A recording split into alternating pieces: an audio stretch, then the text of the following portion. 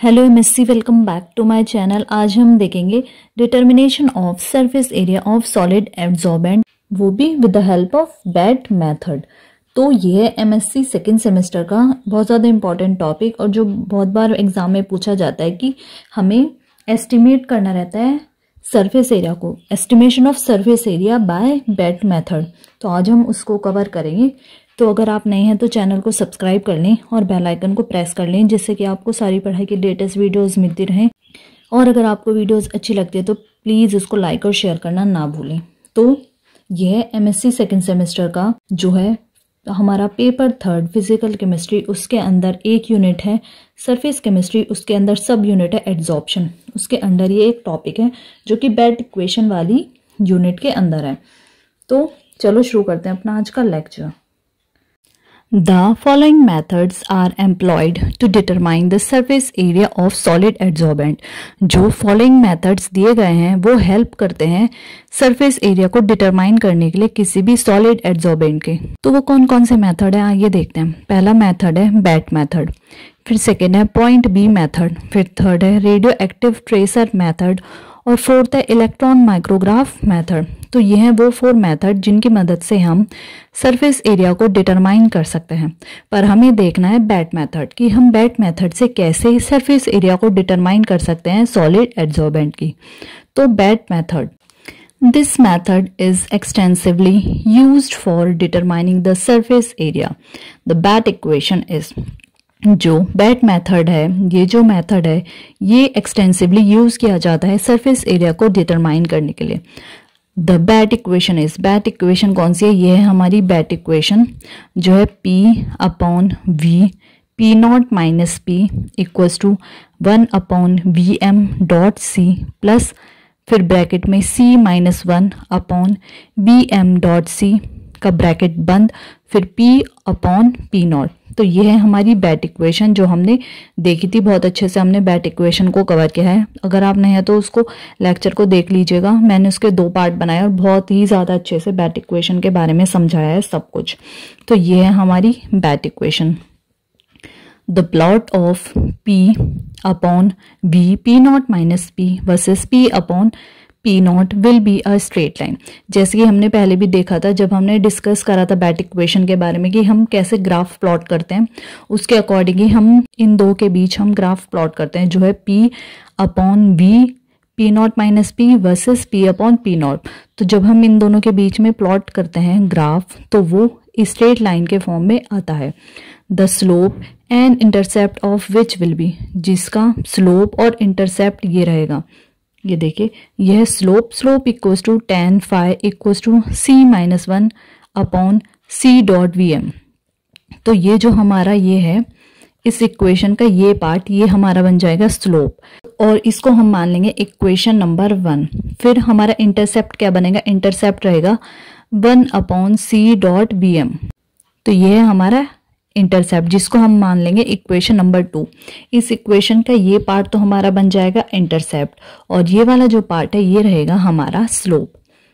Adding equation 1 and 2, जब हम equation 1 और 2 को ऐड करेंगे तो ये हमारा ये आ जाएगा slope plus intercept equals to 1/VM। बाकी सब कट जाएगा। Therefore VM इक्वल्स टू 1/स्लोप प्लस इंटरसेप्ट। इसलिए जो हमारा VM है वो आ जाएगा 1/स्लोप प्लस इंटरसेप्ट, जिसको हम मान लेंगे इक्वेशन नंबर 3। फिर the values of slope and intercept are found from the graph. जो वैल्यूज स्लोप और इंटरसेप्ट की रहेंगी वो हम ग्राफ से फाउंड करेंगे। Putting their values in equation 3 VM is calculated. जब हम स्लोप और इंटरसेप्ट की वैल्यू पुट करेंगे इक्वेशन 3 में, स्लोप और इंटरसेप्ट की जब हम वैल्यू पुट करेंगे इक्वेशन 3 में तो हमारा VM कैलकुलेट हो जाएगा। और इसके बाद हमें बनाना है ग्राफ। मैं दिखाती हूँ इसके बाद में कौन सा ग्राफ बनाना है। ये देखिए ये है वो ग्राफ जो हमें उस लाइन के बाद बनाना है कि जब हम स्लोप और इंटरसेप्ट की वैल्यूज को पुट करेंगे तो हमारा VM कैलकुलेट हो जाएगा। उसके बाद में हमें graphical representation of BET equation दिखानी है। बेट इक्वेशन की ग्राफिकल रिप्रेजेंटेशन देखिए, हमने ग्राफ प्लॉट करा था P/V V P nought minus P versus P upon P nought के, ठीक है। और ये है हमारा slope equals to tan phi, ये है ए और बी, ये है हमारी स्ट्रेट लाइन और ये है हमारा इंटरसेप्ट। इस डायग्राम में ये दिखाया गया है और आपको ये ज़रूरी बनाना है। इसके बाद में हमें क्या लिखना है मैं आपको अभी दिखाती हूँ। ये देखिए ग्राफ के बाद since 22400 ml 22,400 ml of gas at NTP contains n molecules, जो 22,400 ml होता है गैस का NTP पे, वो n मॉलिक्यूल्स कंटेन करता है। तो देयरफॉर जो ml ऑफ गैस होगा, जो हम Vm कैलकुलेट करेंगे, ml ऑफ गैस होगा, उसके पास होगा n dot Vm upon 22,400 molecules. ये है हमारा यूनिटरी मेथड, उसके अकॉर्डिंग हम इसको कैलकुलेट कर रहे हैं कि जैसे कि हमें पता है कि 22,400 ml का जो गैस होगा NTP पे, उसके पास n मॉलिक्यूल्स होंगे, n मतलब एवोगैड्रोज नंबर, n मॉलिक्यूल्स होंगे। देयरफॉर इसलिए जो ml होगा गैस का, उसके पास होंगे n dot Vm upon 22,400 molecules. फिर उसके बाद में if A equals to area of cross section of each adsorb molecule that is the area of surface covered by each adsorb molecules, अगर A जो है वो एरिया ऑफ क्रॉस सेक्शन है हर एक एडजॉर्ब्ड मॉलिक्यूल का, जो कि है एरिया ऑफ सरफेस जो कवर्ड होते हैं ईच एडजॉर्ब्ड मॉलिक्यूल के, और अगर M हो मास ऑफ एडजॉर्बेंट, तो then surface area of solid adsorbent, तो फिर जो सरफेस एरिया होगी सॉलिड एडजॉर्बेंट की वो होगी Vm dot n dot A upon 22,400। इसको हम मान लेंगे इक्वेशन नंबर 4। तो अभी तक हमने जो पहले देखा था उसमें अगर Vm मॉलिक्यूल ऑफ गैस था तो उसके पास कितने मॉलिक्यूल्स थे, Vm डॉट n अपॉन 22,400 पर अगर A जो है वो एरिया ऑफ क्रॉस सेक्शन हो ईच एडजॉर्ब्ड मॉलिक्यूल का, तो ये आ जाएगा हमारा surface area of solid adsorbent. M जो है वो होगा मास ऑफ एडजॉर्बेंट। फिर उसके बाद में एन स्पेसिफिक सरफेस एरिया, अगर हम स्पेसिफिक सरफेस एरिया निकालें तो स्पेसिफिक सरफेस एरिया का फॉर्मूला होता है सरफेस एरिया पर ग्राम ऑफ एडजॉर्बेंट। तो जो हमारा ये सरफेस एरिया है पर ग्राम ऑफ एडजॉर्बेंट होता है स्पेसिफिक सरफेस एरिया, तो ये हो जाएगा Vm dot n dot A upon 22,400 into M। इसको हम मान लेंगे इक्वेशन नंबर 5 अपनी। तो अब हम क्या करेंगे, putting the value of Vm from equation 3। हम इक्वेशन 3 से Vm की वैल्यू कैलकुलेट कर रहे हैं, तो हम क्या करेंगे, हम इक्वेशन 3 से Vm की वैल्यू पुट करेंगे। इक्वेशन 4 और 5 में हम Vm की वैल्यू पुट करेंगे जो हमने इक्वेशन 3 से कैलकुलेट करी थी।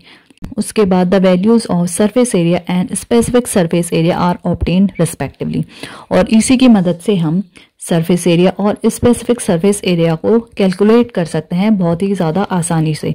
तो हमने इक्वेशन 3 तक तो हम Vm को कैलकुलेट कर लेंगे, फिर जब हम Vm कैलकुलेट कर देंगे उसके बाद में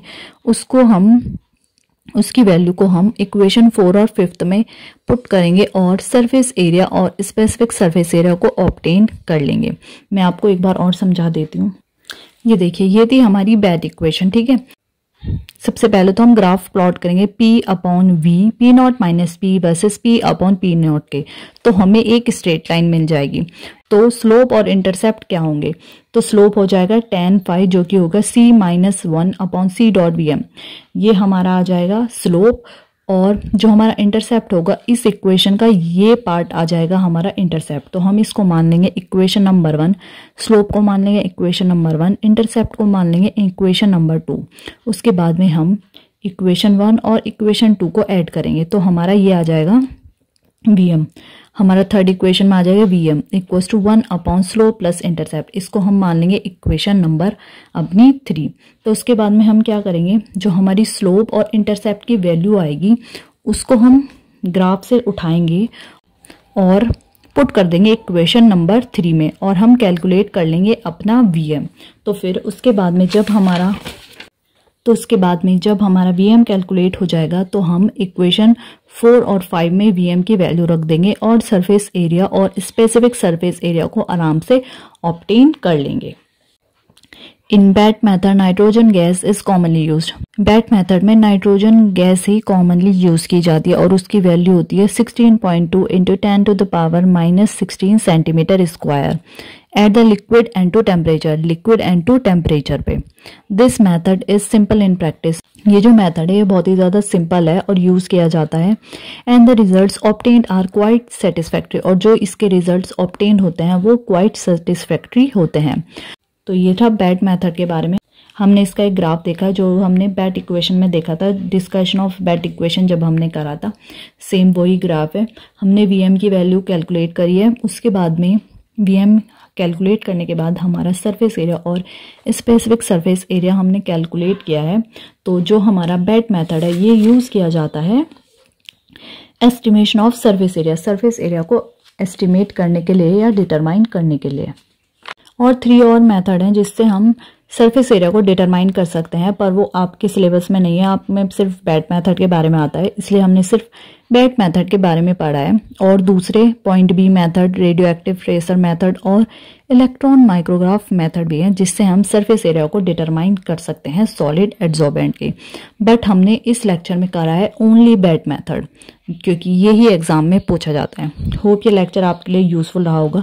अगर आप नहीं हैं तो चैनल को सब्सक्राइब कर लें और बेल आइकन को प्रेस कर लें जिससे कि आपको सारी पढ़ाई की लेटेस्ट वीडियोस मिलती रहें।